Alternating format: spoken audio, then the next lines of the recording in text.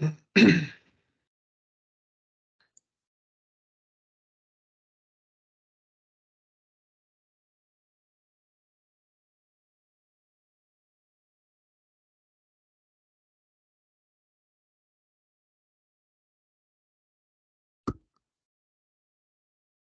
all, how you going? Just going to get started at another minute or two. Just waiting for a few more people that are arriving now. Hopefully everyone can hear me. Let me know if you can't.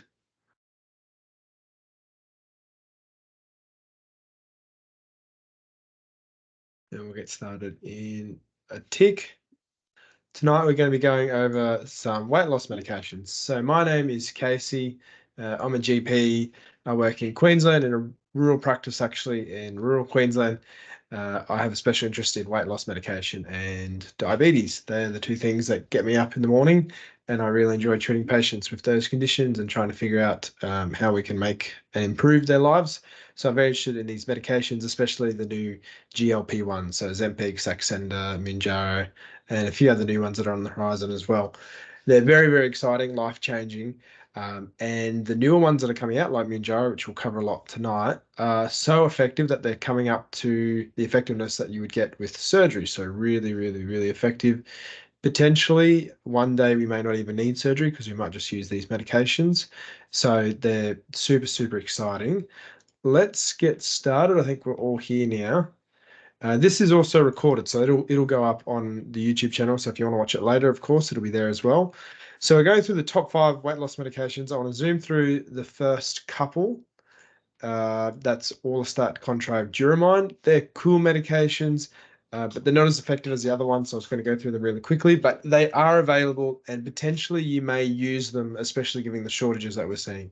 So Orlistat and Contrave, they're two funny medications, but they're not used a whole lot, but they are reasonably effective. Orlistat is this medication that stops you from absorbing fat, so you'd think that sounds really good. It probably has pretty modest weight loss effects, and it has really, really, really bad side effects, such as you've just got really smelly poos, like really, really smelly, diarrhea, things like that. So it can be really, really harsh in that regard.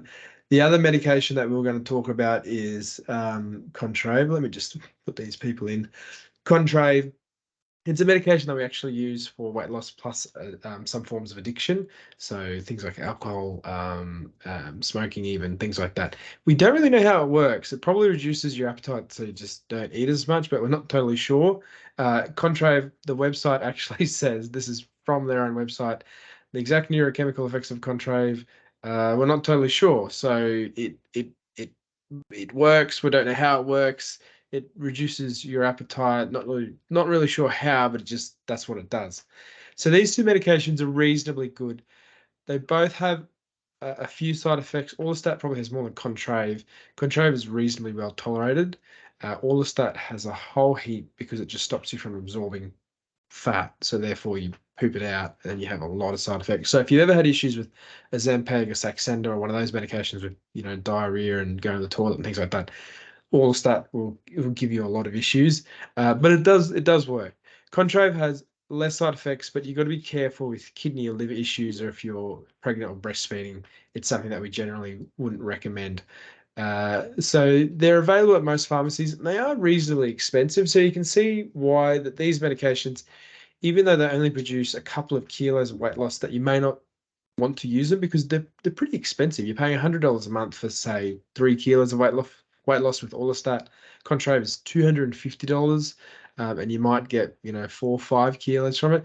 So they're pretty similar. The weight loss is reasonable. They're easy to take because they're tablets, which is good. But in terms of how much benefit you're going to get, it's hard to say. When you stack them up against a Ozempic, which is $130 a month, and you could lose up to 18% of your body weight, that's a much better trade-off, and less side effects as well. So they're both tablets. You can take a few tablets with each of them. With Orlistat, you take your tablet with your meal because you're trying to not absorb the fat.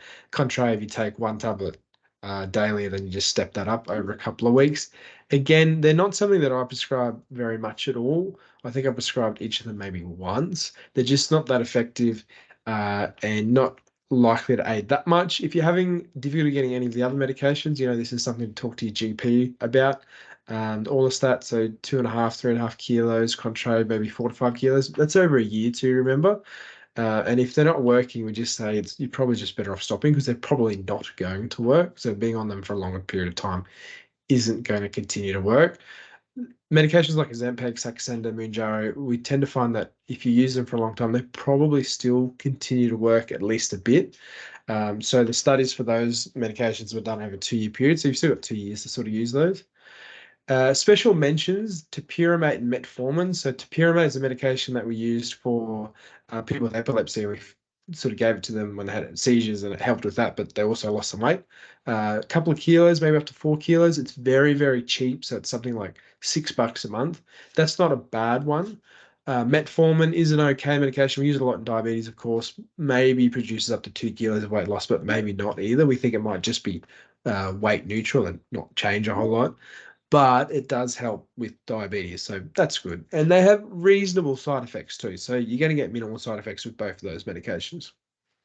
So number 4 on our list, we've got Duromine. You've probably all heard of Duromine. So it's a stimulant, or we call it medical meth essentially. So a medication that stimulates you, so it makes you burn off more calories, so you're just using more energy and therefore you lose weight. So kind of like doing exercise but not doing the exercise. It stimulates the central nervous system, and because it does that, similar to other stimulants, so things like meth, you can have a lot of side effects and a lot of contraindications. So a lot of other medications that we say you shouldn't use it in, a lot of other conditions that we think you shouldn't use it in. If you've ever had psychosis or psychotic breakdown, which this medication can cause, very, very careful with prescribing it. If you've got funny heartbeats or a fast heart rate, it can stimulate and you just feel like you've got a fast heart rate all the time.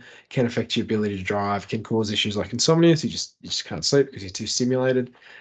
Issues with high thyroid, we don't recommend it in pregnancy. So it's a medication that is useful, and I have prescribed it, and it is better than the other medications that we talked about in terms of tablets, but it's not as good as the Ozempic, Saxenda, Mounjaro, so the GLP ones, and it has a lot of interactions, a lot of side effects. So it's something to be really careful taking. So a lot of GPs are not that comfortable prescribing it anymore. It does have its uses though. So some GPs will prescribe it when you first start something like Ozempic, because the first couple of weeks on Ozempic, you usually don't lose that much weight at all. So when you're on the 0.25, so they might say with Duromine, which works a bit quicker, and then transition you over to the Ozempic. So some clinics will do that, and that has a reasonable effect as well. So it works quite well. So how much does it cost? It's a pretty good cost as well. If you think about Ozempic, which is about 130-ish a month or a bit more, it's 115. So it's a similar sort of price. It's on a private script, so it's not funded by the government, not on PBS or anything like that. Most pharmacies will have it. Some pharmacists will say, oh, they don't really want to prescribe it because it's just interacting with too many of the medications that you're having, that you're already on. So that's probably the main issue with that one. I've prescribed it, but I'm probably not that comfortable prescribing it. It's a tablet that you take daily. There are multiple doses, so you start at 15 milligrams and then sort of go up to 40 milligrams. It's a short-term treatment, so it's something that we just recommend that you only take for a little bit. And 12 weeks is sort of the treatment term that we use. If it doesn't really work, again, we say, don't worry about taking it. So it's a medication that it's definitely there, definitely works, has some reasonable weight loss effects, so 9%. So that's pretty good, but some pretty serious side effects. So I've seen a patient, they weren't my patient, but I saw a patient that did get psychosis from this. So it's definitely around, definitely happens. Admitting some more people. So we'll move on to number 3. So these are the top 3 of the medications I really want to concentrate, because these are the medications that are the best ones. So Saxenda would definitely be number 3. So that's not the best one, not the second best one. It'd be the third best. Saxenda is a once daily GLP-1. So the GLP-1 are the group of medications that are all the new ones. They're the injections, the ones that you do in your belly. It's pretty effective. So it's up to 10% weight loss. So it's better than all the other ones that we've talked about. It is a daily injection, so that can be rough. if you've ever seen a diabetic that's been injecting insulin and they do it with each meal every day, it is troubling. Your skin can get all sort of punctured up because you're just injecting it every day. It can get a bit scarred. We recommend moving your injection site, so around the belly, around the belly button, upper arms, and thighs. So they're sort of the areas that you can do, and moving in a different area each day is good just because of those skin changes. So how does it work? Essentially, it works by just decreasing your appetite. You feel full for longer. You don't have as many cravings for food. You start on a little dose and then slowly go up over time up to a maximum of 3 milligrams.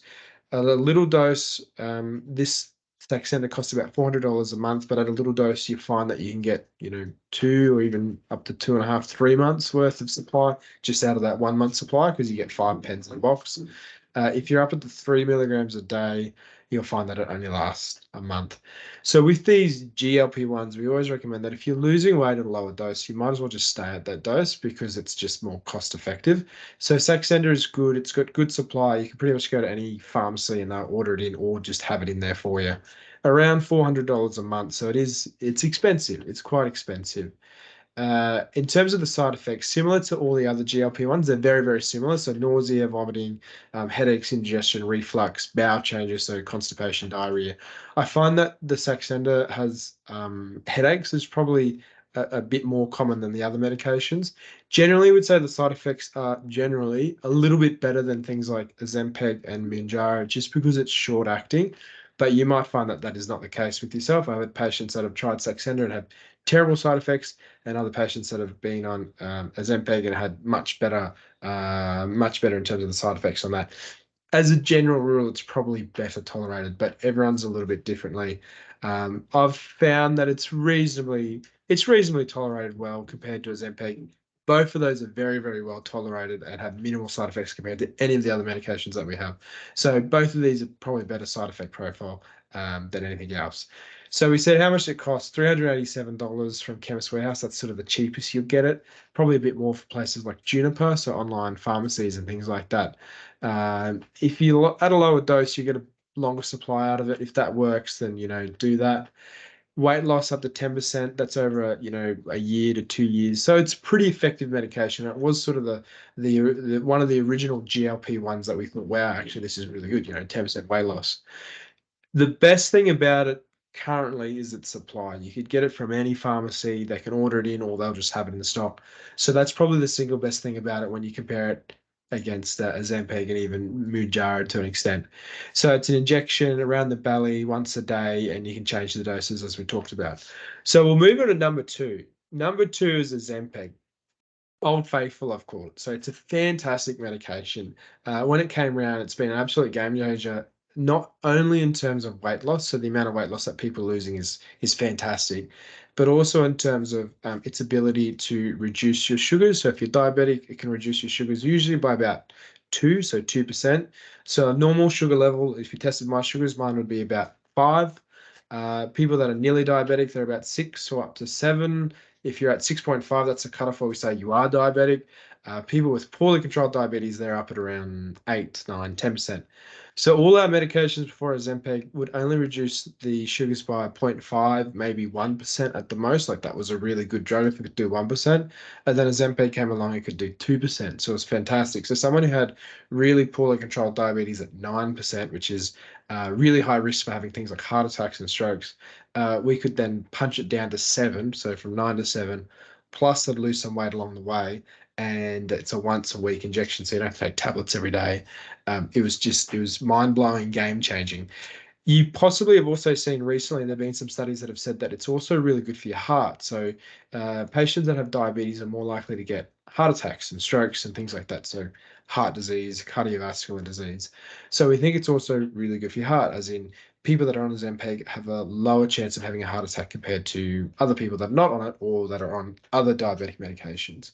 There's also a few other things that we think it's probably pretty good at. The studies haven't confirmed it yet. We think it's probably good for your kidneys as well. And we think it's probably good for other addictive behaviors, funnily enough. So, for example, if you were a person that was a gambler, being on a Ozempic can potentially help that as well. Now, if a patient came into me and said, Doc, have a problem with gambling, I wouldn't give them Ozempic as their first medication. But if there was a patient that wanted to lose weight and had some of these other issues that we needed to chat about, that's something that can be helpful as well. So we're finding it helps with a lot of different things. In terms of side effects, it's pretty good again. So we talked about nausea, vomiting, that sort of things. It's probably a little bit more side effects than Saxenda, but again, everyone's a little bit differently. I think if you counteract the once weekly injection, because that's easy to do versus the once daily, I think it's better in that regard. So once a week is easy to do, and have a few more side effects than once a day. Very effective, like we said. So it works the same as all the other GLP-1s. So you just feel full for longer, reduces your cravings, slows emptying of the stomach. With that slowing of the stomach emptying, you've got to be careful if you're ever going for something like a colonoscopy or a gastroscopy, so where they put a camera down your throat and a camera in the bottom to look for a few different things, because it slows the food passaging through your gut. You can still have food in your stomach even sometime after you think you would have that. So generally, we would say for those procedures, don't eat for a day or two, and you sort of drink this liquid that sort of flushes you out. It's really nasty. If you're on these medications, sometimes you can still have things in your stomach and your colon for a couple of days longer than we would expect. So they put the camera down and they can't see anything because it's just full of food. So make sure you talk to your doctor if you're going for any procedures like that, or any procedures in general as well, because it can affect your sugars and give you low sugars if you haven't been eating or you've been put on insulin and a few other things like that. So what are the side effects? They're pretty well tolerated. There have been two new studies. One I just got emailed about today. It's not so much a study as an observation. The two new things is there are some concerning studies suggesting you could get some suicidal thoughts. So you think you're thinking about harming yourself and killing yourself. Whether or not that's related to the medication or something else, we're not totally sure, but it's coming up. The other thing that I got emailed about today, which is not a study, but just a few people have said it, is ileus. Ileus is when your stomach doesn't squeeze. So when you eat food, it goes down into your stomach, which has the acid, and then it goes into your intestines. Your intestines should squeeze. They're like a pipe, and they squeeze and sort of push it out like a toothpaste. Toothpaste, and you squeeze I've lost my train of thought. You squeeze the tube and the toothpaste comes out. That's how your stomach works. So it squeezes in synchronized pattern. So poo comes out the bottom right. Ileus is when that squeezing doesn't happen, so it just sits there. We commonly see that after surgery. So if you had a surgery on your bowel and your guts, you might have ileus, so your stomach isn't working. Generally, that goes away within 24, 48 hours after surgery. With a long-acting medication like this that can last for a week, this is something that could be ongoing, especially if you're using it, week after week. So that could contribute to the constipation that some people are getting. Some people say I get constipation, other people say I get diarrhea, so you're getting a bit of both. So that's a definite side effect that we worry about. But like we said before, it possibly could be helpful for things like gambling and alcohol. So really, really good for some things. So your heart, your kidneys, probably, definitely for your sugars, definitely for weight loss, maybe some suicidal thoughts, maybe this ileus, we're not totally sure, but probably good for gambling, alcohol, things like that. So it's a really fantastic medication, and it's medication that I prescribe regularly, certainly for diabetics. It's a bit difficult with the shortages, of course. I think the other good thing about it is it's relatively cheap. So it's $130 on a private script, or with the shortages I've seen, $250. If you're diabetic, so that means you have a sugar HbA1c greater than 7, and you're already on metformin or another medication called a sulfonylurea, which is another medication we don't use a whole lot. So if you're on either of those and your sugars are above 7, you can get it on the PBS. If your sugars dip below 7, you can still get it on the PBS. You don't have to come off it. So if I have a diabetic and they're over 7, I'll put them on the Ozempic if it comes below 7, which is what I would expect it to do, because remember, it reduces it by 2, so I'd expect it to go down to 6 or even 5. I would still keep them on the medication. So if you have a doctor that's taking you off it because it's come under 7, as in taking you off the PBS supply, then you definitely can still be on it under PBS if it comes back under 7, 100%. If you've got a pension card, it comes down to a bit cheaper, so I think it's about $6 or $7. And then if you've met your safety nets, it comes down to $0. But you have to have it on PBS. If you're getting it privately, the government doesn't fund it at all. So no PBS, doesn't contribute to your safety nets, anything like that. If you do get a private script though, and you have private health insurance, it could contribute to it. Depends on your private health. Some will contribute, say, $1,000 a year. So every script you might get, $40 or something. Some contribute a lot more, some contribute a lot less. Depends on your private health. Some private health are really, really good, others not so much. But $130 compared to $400 of Saxenda and Mounjaro, which we'll talk about in a second, which is really good, but really, really, really expensive. It's the best bang for buck. So it's going to give you really good weight loss, minimal side effects, and its price is pretty good. Pretty good. It's still expensive. It's pretty good. In terms of cost saving measures, so which I think I put on the next slide, I'll talk about that in a second. So where can we get it in the shortage? So I'm putting on my tinfoil hat. We've got a shortage. I think the shortage will probably last a little while being maybe a year or two. It'll be on and off over that time. I don't have any insider information, so I'm not totally sure. The reason why I'd say that is because it's probably too cheap. There are too many people that want it because of how well it works and the side effect profile. If you look at a Ozempic over in America, it costs something around $1,000, and then you get private health insurance that pays up a bit. So what that means is that they can sell it as in Novo Nordisk, the makers of Ozempic. It can sell it in America and Europe for $300, $400, $500, up to $1,000 a month, and people will pay for that with their private health. Or they can sell it here in Australia for $130, which they're probably selling at at cost. So I think these issues will last for a while, to be honest, and probably the only thing that will help will be other competitors coming into the market. So things like Mounjaro, which is made by a different company. So it's probably something that's going to go on for a while. So you might find that you go on it, go off it, go on, go off it. When you're going on and off it, that causes issues. You're probably going to find that your weight loss is compromised. You're not going to lose that much weight because you're on it, then you're off it, then you're on it. You get a bit of rebound when you come off it, on and off it. So it's a real problem. So we'll see how it goes. But tinfoil hat on, I think the shortages will last for quite a while. So where can you get it from? So you can get it from some pharmacies. You just need to look around. Most of them, as you've probably seen on the Facebook page, not most of them, but a lot of them, mightn't be so nice about it when you bring them the script that isn't PBS, that's private. So that's the weight loss script. So that's disappointing to hear, and you definitely hear a lot of it happening. If you're diabetic, hopefully they'll set some aside for you. The TGA, which is the Therapeutic Goods Administration, has advised pharmacies to set aside some for diabetics. So if you can get it on a script for PBS, then hopefully you have a bit easier time finding it. Otherwise, you can get it from overseas. So there's two companies that do that. One of them is MedSurge. Essentially, they're a company that the TGA allows to order in medications that we've already approved in Australia, so Ozempic, from overseas. So you can get it from places like Germany, France, and so on and so forth. That costs around $400 a month. So it's a similar price to Saxenda. Even at that price, I'd say, use the Ozempic over the Saxenda. I think it works better, less side effects, and you don't have, you can get it. In terms of, do you have to be diabetic to get it from overseas? No, it's just a private script. So you don't have to be diabetic. You just go actually a doctor for a private script, and then I write on my scripts MedSurge, so the pharmacist knows where it's coming from. Because otherwise, you'll get the patient to give the script in, and you'll get the poor patient will get dirty looks from the pharmacy saying, you can't get this, and whatever. Compounding pharmacy is the other place you can get from. Compounding pharmacy is a really interesting place. So there's a couple of those online.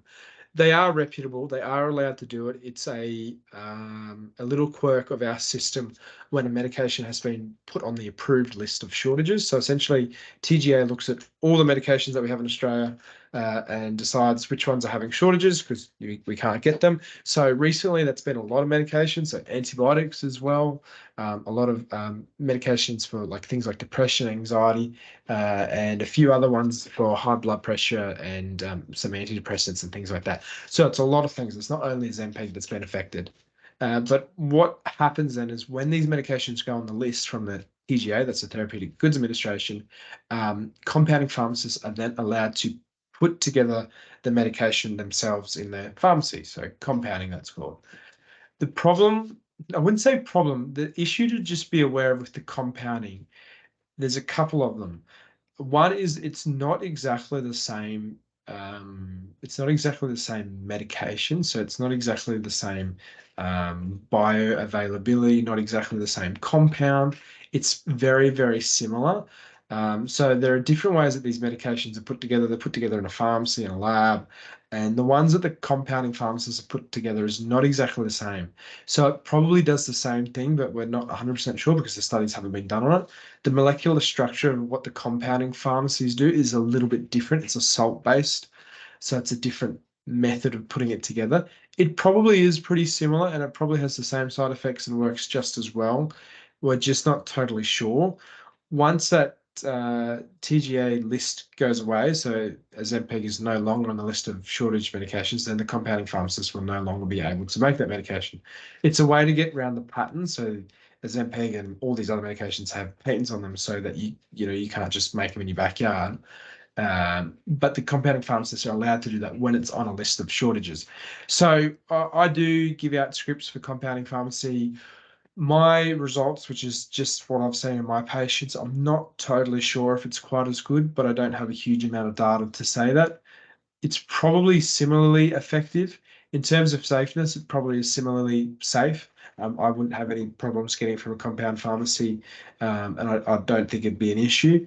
We're not 100% sure. The pharmacies that do it, they're very well regulated, so they've got to have certain structures and policies in place. So it would be, I would be happy to prescribe it for my patients, and I have, and I think it's safe. The question is it as effective? I'm not totally sure. From what I've seen in my patients, I don't think it's quite as effective. The Ozempic that you get in, the little blue sticks, the real one, patients, the weight just comes off them, just drops off. The compounding one, it doesn't seem to come off as quick. Not totally sure. It could be a bit of a placebo effect because you're getting the medication, so you lose weight. I'm not totally sure. So how do we use the Ozempic? It's once weekly. You start at 0.25 milligrams for 4 weeks, and 0.5 milligrams for 4 weeks, and then you go on to 1 milligram. That's the diabetic regimen.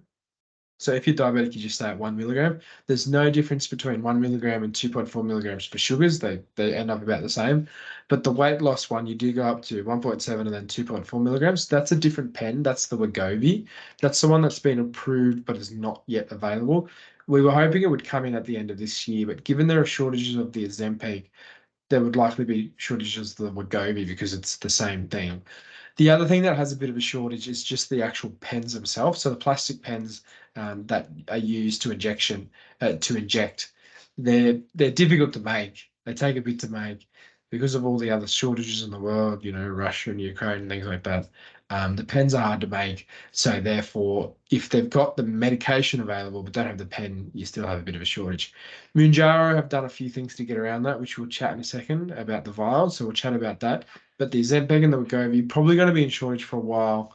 We'll have to see. We'll have to see. In terms of weight loss, the 0.25 milligram, which is the smallest dose, generally doesn't do much for weight loss. It's more of a placebo dose just to get you used to the side effects. So people say, I've lost, 10 kilograms of 0.25, and I'd say that's fantastic. That's awesome. That's almost certainly just what you've done.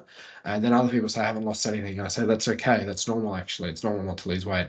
We'll just keep going for 4 weeks and change up to the 0.5 and see how you go. So the 0.5 milligram is where you do start to see weight loss. In terms of if you're seeing weight loss there, I would say just continue on the 0.5. Your medication will last longer and hopefully it'll help you sort of navigate around these shortages, which is a huge, huge problem. So if you're losing weight at 0.5, just stay at that. If you get to 1 milligram and you lose weight and then after a while you stop losing weight, it's probably you just need to escalate the dose. Really difficult to do in Australia because we don't have the bigger doses available. So either you've got to find 2 pens and pay a big price for them, or we have to wait for Wegovy, or you can order it in from overseas. So if you've got lots of money, you can probably get around the shortages, but it's very, very expensive. So what are the benefits? So we talked about a lot of the benefits. Probably good for your heart, probably good for your kidneys as well. Great for sugars, great for weight loss. Possibly helps for other addictions, so cigarettes, alcohol. I say probably, we're not totally sure of the studies.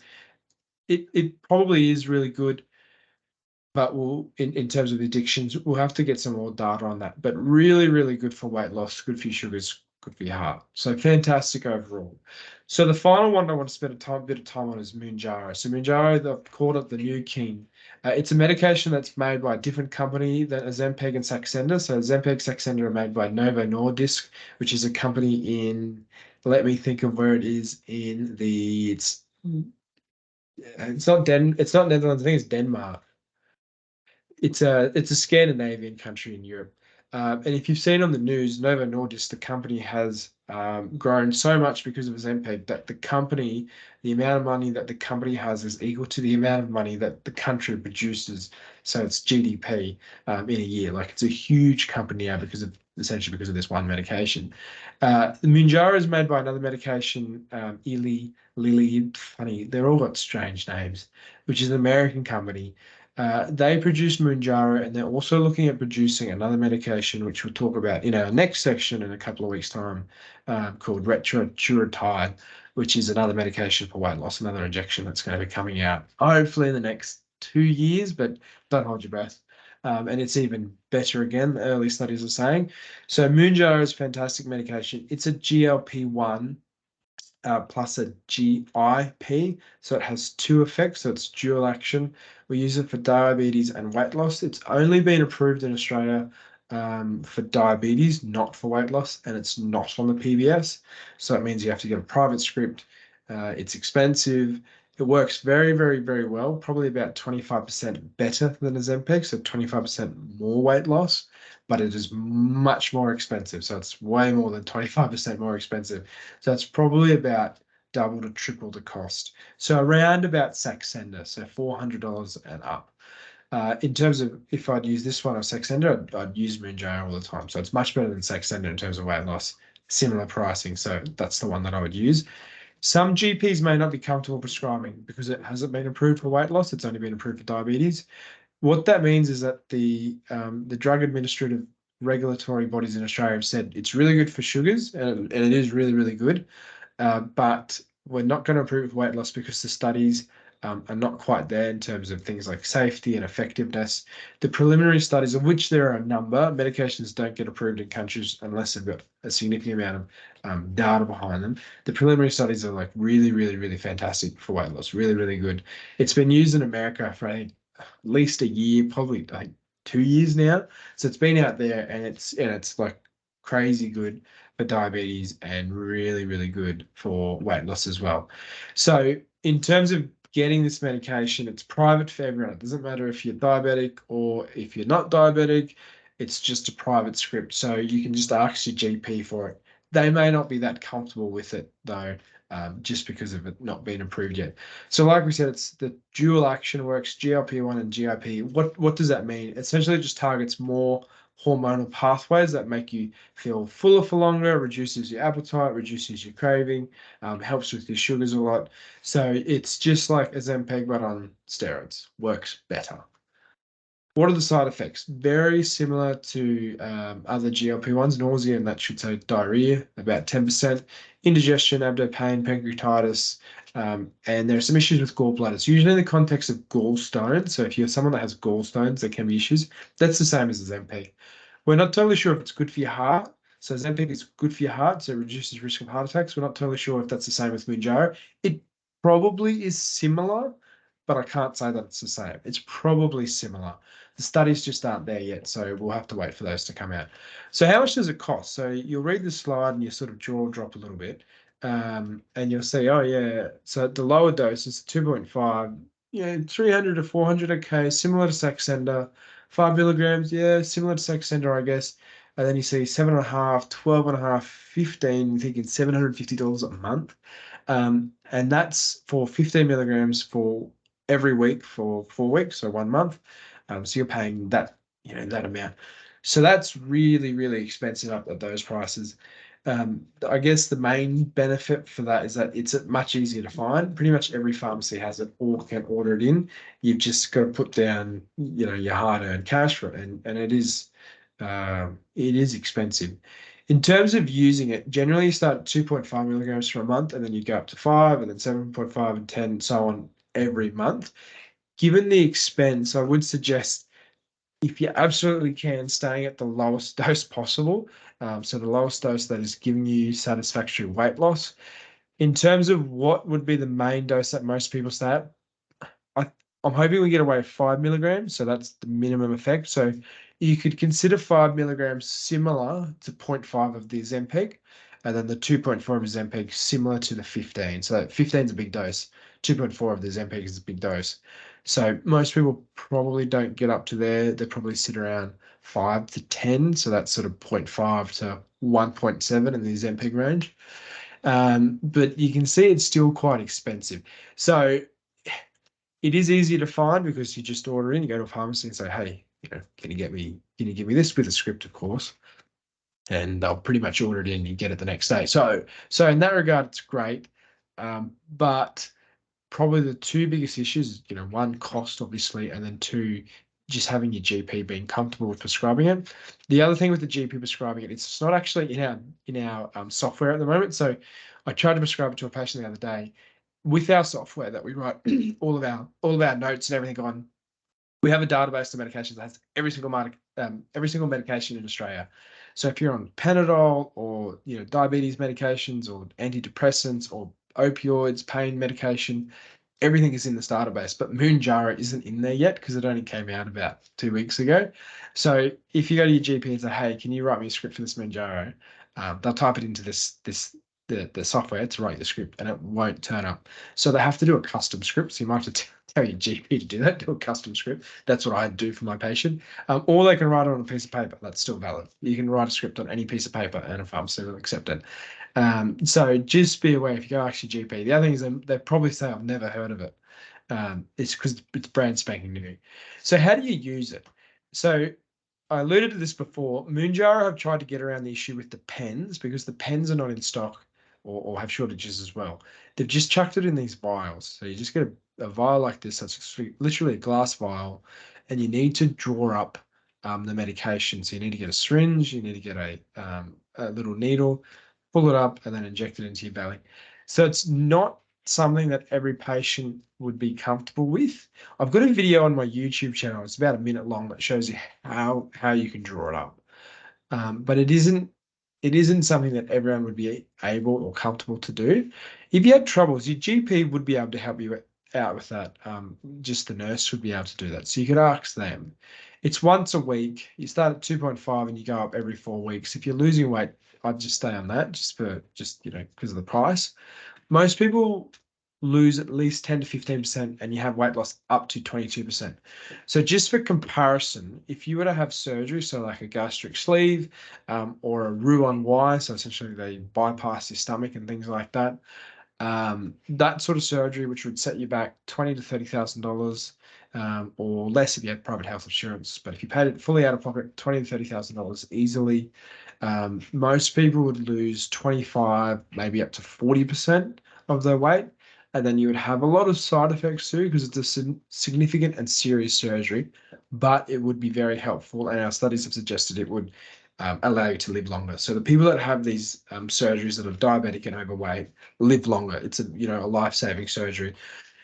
When we have these medications that are saying, oh, well, instead of having this big surgery that costs you maybe 30 grand, you could pay $400 a month and you might even lose up to 25% or 22% anyway.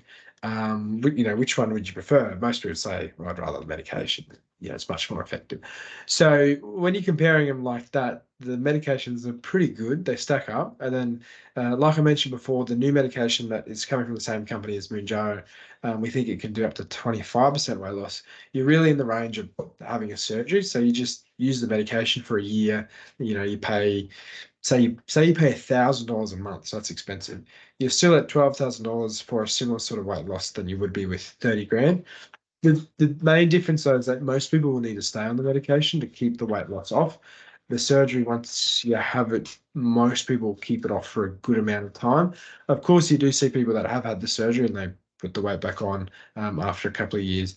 And I have quite a few of those that are now going onto these medications because the surgery didn't work that well for them. So there are advantages and disadvantages for both ways. It's something that you discuss with your GP and even a bariatric surgeon and a dietitian about, if that's something that you're thinking about. It's a serious decision. You don't want to take it too lightly. You want to really think about it, both in the context of potential side effects from both the medications, so these injections or the surgery, they're you get side effects from both, and then also the cost. They're not expensive. They are life prolonging things though. Most people will live longer after having the surgery because their diabetes is better and their sugars are better and the weight's come off and they've got less side effects in terms of muscle aches and pains and arthritis and all sorts of things. So it's a good thing to do, but it's something really serious to think about. So what are some other medications that are coming? There's two of them that are pretty exciting. So the one that I talked about was that retatrutide. They've all got weird names that I cannot pronounce. It's an injection as well, and it's going to be probably around 25% weight loss. So that's really, really exciting. That's still in its preliminary study, so it won't be out in Australia for, I'd say, a minimum of 2 years. And then there are some tablets that have been tested, which are essentially a oral form of the GLP-1. So you take a tablet and then you lose weight. The tablets are probably not as good as the injection, so 10 to 15%, so similar to Saxenda, but you don't need to inject. So that's super cool. There is a tablet out that's similar to Ozempic. So it's an oral version of Ozempic, but we're finding it doesn't do anything for weight loss at all. So you just take the tablet and nothing happens. It's not too bad for sugars though. As far as I'm aware, it's not available in Australia yet. Generally, the Ozempic being better for sugars and weight loss is the no-brainer. But given there are shortages, it might be something that we might see pop up, but I haven't seen it yet. So they're all the top 5 medications that we've got. Here are some future chats that I'm doing. So today is the 4th of the 10th, which is the top 5 most effective. Next time we'll be looking at some new weight loss medications, so the ones I've just mentioned, and we'll see how they stack up as well. Then in a month's time from today, on the 1st to 11th, we're going to look at how can we figure out to get some of these medications a bit cheaper, and how can we sort of work out some GP appointments? Because if you look at the numbers, it all stacks up. You buy this expensive medication, and then you go to your GP, and now you're on Mounjaro, and you have to go to your GP to get them injected because you're not comfortable pulling it up out of the vial. So there's quite a few things that we're going to talk about in that one about how we can figure out how to get things a bit cheaper. So things like care plans. Things like split dosing, so counting your ticks around with the Ozempic, potentially buying bigger vials of the Mounjaro and then splitting doses up, things like that. So we'll talk about that then. Were there any questions that anyone had about that? I know we've covered a lot of information about a lot of medications, or 5, 6, 7 of them with the metformin and the topiramate. So I know it's a lot of information to take in. It's a big, huge information dump. Boom, you've got all this information. What I guess I'm trying to do with these talks is just give you the information so you're a bit more comfortable talking to your GP about these things, a bit more comfortable talking to your pharmacist and Juniper and all those sort of things, and just so you have a bit of information, makes it easier for everyone. If you're interested, all of these talks get put up on YouTube, just under Dr. Casey Going. That's just my YouTube. I've got a video on there on how to draw up the Mounjaro. Just you can have a look at that as well. Essentially, walking you through the steps of doing it. It's a bit hard. Few questions in the chat that we can cover. Let me just look at them all. Yeah, chemist told me TGA indicated until 2025 for the shortages of Ozempic. Probably. I'd say you're probably not off that. How long do compounds med last? Can we push them out longer than a month? So the compound meds have said, the compounding pharmacies have said only use it for a month. You probably can push them out. You probably can. It's hard for me to go against what they've stated though. It's likely that they would last longer than a month, especially if you refrigerated them. It's unlikely that if they were older than a month, so they were a month and a week, that you would get significant harm from taking it, because it's a medication that you keep in the fridge. The only thing that it would mean if it did go out of date after that month is that it would just be less effective. You wouldn't get sick or anything like that. It's not like it's 28 days old and it's good, and then it ticks over to 32 days old and it's got bacteria growing in it or something like that. So it probably is fine. It may not be as effective. Like I said before, I'm not totally sure if the compounding is as effective anyway. But it is safe. Not sure about the effectiveness. It is safe. Yeah, you can definitely stay on the lower doses for longer. That's what I'd recommend. Just saves you a bit of money. Is Mounjaro allowed for non-diabetics? It absolutely is. It's all private though, which is an issue. It's expensive. So if you're not diabetic, you definitely can get it. In terms of dosing for the Mounjaro, yeah, I'd say try and start on the lower doses, so 2.5 to 5 milligrams. I think that would be quite helpful, and definitely cheaper. And then let's see, do I offer telehealth appointments? Not at the moment. I've had a few people ask, and we'll see if we can sort something out with that, just so people are more comfortable. Have GPs that are more comfortable prescribing these medications. There are a few online GPs that do it already, and have a few um, uh, um, clinics around. So Melbourne and Sydney, especially, so weight loss clinics. Yes, it is sad that the medications aren't more affordable. Absolutely. Oz hasn't been successful for me. No weight loss in 7 months. Will Mounjaro possibly work? It's more likely to work than Ozempic. Absolutely. The Ozempic may not be working just given the dose because it's not a weight loss dose. Because if it wasn't working and we could go up to 2.4, I'd say let's go up to that. So the 2.4 milligrams is much more likely to produce weight loss than the 1 milligram, which is what we've got at the moment. Does the Ozempic go out of date once you've opened and used the pen for the first time? So no, it can stay in your fridge for 8 weeks. I think it says on the website. So if you're doing the split dosing by, pulling up the ticking over the ticker that you tick around, if you buy the bigger pen and then use lower doses, it should last for at least 8 weeks. What's the best way to transition from Oz to Mounjaro? So the medications are pretty easy to transition to and from each other.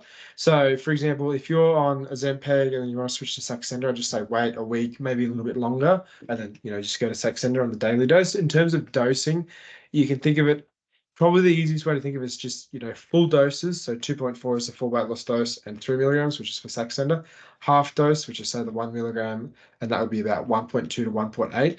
Start on the lower dose, so 1.2. So if you're switching from 1 milligram of Ozempic, I'd go to 1.2 milligrams, and you could do that even for just a week, and then I'd go up to 1.8, and then you could go up from there. When you go to Mounjaro, because they're split out week from week, if you were at 1 milligram of Ozempic, you could probably switch straight across to 5 milligrams of Mounjaro. The side effects should be pretty similar.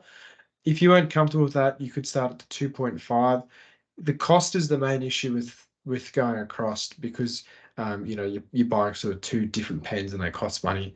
But generally, they're very easy to swap to and from each other because they work along the same pathways and you just space them out by a week. If you think you're going to get side effects because you have someone who has gotten a lot of side effects previously on Ozempic, space it out by 2 weeks and it should be an issue. Is it okay to swap between the medications, for example, Mounjaro for 3 months while doing VLCD and then Oz or Sax while maintaining? That's a good question, and that would be fine. Yeah.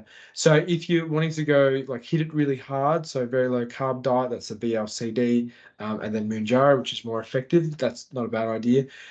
The thing that I'd say is that because these medications, the long-acting, week-long GLP-1, so Mounjaro, Ozempic, take a little while to work up, you might find it might be better to start on something that's cheaper. So I guess Ozempic, but it's hard to get. So Saxenda, and then switch over to Mounjaro when you're really hitting it and you're getting into your stride of exercise, diet, things like that. But that's something that we definitely look at. A couple of the clinics that I've seen will actually start you off on the Duromine, like I said, because it's cheaper and easy to get. So you start Duromine, work your way up on the Ozempic or Mounjaro, and then you're on your VLCD at the same time and go along like that. So that's definitely something that you could look into. I'd say that it'd be a good idea to chat with your GP or your weight loss doctor about that. But that's something that you can do. Do I need a break between taking Saxenda and starting Mounjaro? Not really, just like a day would be fine. They're the same pathways. So Saxenda is short acting. So it usually goes out of your system within a day or two. So if you switched over to something, just give it 2 days and you can just go on to the next one and it should be okay. I've just gone back to Saxenda from Oz as it didn't work for me. I'm now thinking that Mounjaro maybe where I should go. So Mounjaro is probably a bit more effective. Well, Mounjaro is definitely a bit more effective than Saxenda and Ozempic. And it should be more effective in terms of weight loss as well. So yeah, I'd give it a go. The data is there to say it is more effective. Why do people feel more fatigued than Ozempic? So it's a combination of a couple of things. So one, you're probably eating less calories. So we need calories for energy. So if you're eating less, you just have less energy. That's how it works. The other reason could be that just some of the side effects. So if you're nauseous and or vomiting and or having diarrhea, you could be dehydrated. So that could be a reason, plus you're having less calories. So it could be a combination of those things.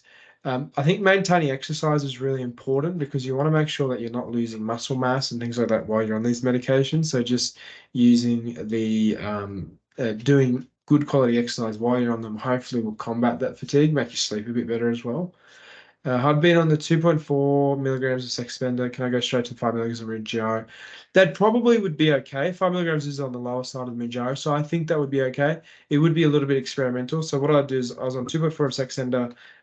Give yourself a day or two, so off it. So don't take the Saxenda for a day, and then go onto the Mounjaro, which is a weekly injection, and you could go on to 5. Just bear in mind the price. The worst thing that happens if you overdose with these medications, which is why they're really, really good, is you just get really bad nausea, indigestion, diarrhea. So it's not like Duromine or one of those medications where if you overdose, there could be serious side effects, and there could be side effects even if you don't overdose anyway. So they're generally a lot better tolerated. So does that all make sense? I hope so. I know we've gone over a lot and a lot of questions there. If there's any questions, just put them up on Facebook. I'm on the Zempeg and Mounjaro weight loss group. I'll try and put some more videos up on my YouTube group as well, just so people can get an understanding. Because these medications will essentially be the mainstay of weight loss once supplies get better, and it'll be pretty rare that you use metformin and Duromine and topiramate and all these other medications that were good. So getting yourself familiar with these medications, I think is helpful, just so you have an understanding and you can go see your GP and, understand things a bit easier. So see how you go. If there's any issues, put up a question. There's some really good resources on that group as well. And we'll leave it at that then, hey? Thanks for coming. I appreciate your time and hopefully you have a good rest of your night. All right. Thanks again. See you later.